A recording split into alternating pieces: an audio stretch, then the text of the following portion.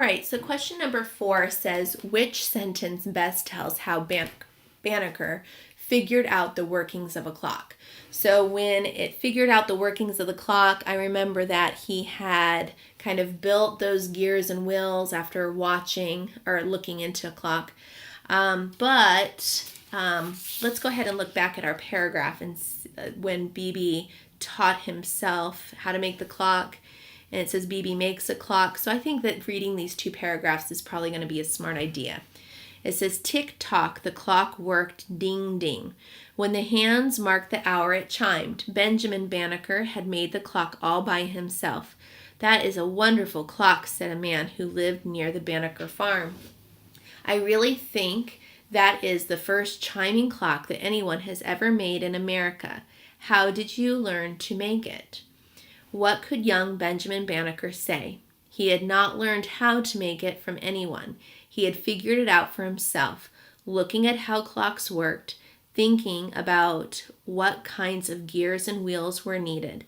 Then he had made the gears and wheels for himself, and after that he had fitted them together, first this way, then that way, over and over, until at last they moved back and forth as they should. Tick-tock, tick-tock, ding. All right, so it says he had figured it out for himself. First, he was looking at how clocks worked. And then he was thinking about the kinds of gears and wheels that were needed.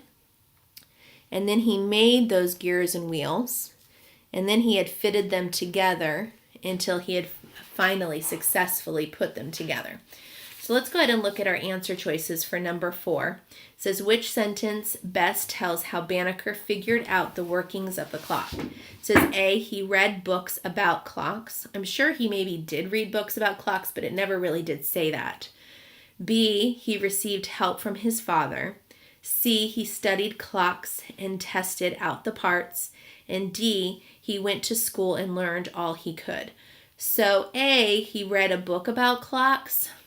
It's a possibility that he read about clocks, so we'll go ahead and go on to B, where he received help from his father, and his father was actually never mentioned in the passage, so I can go ahead and get rid of B.